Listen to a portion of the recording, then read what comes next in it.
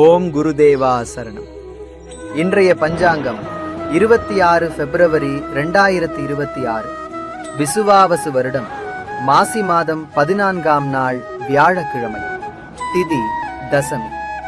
நல்ல நேரம் காலை 10:30 முதல் 11:30 வரை, மதியம் 12:30 முதல் 1:30 வரை. ராகு மதியம் 1:30 முதல் 3 மணி வரை. யமகண்டம் காலை 6 முதல் 7:30 வரை.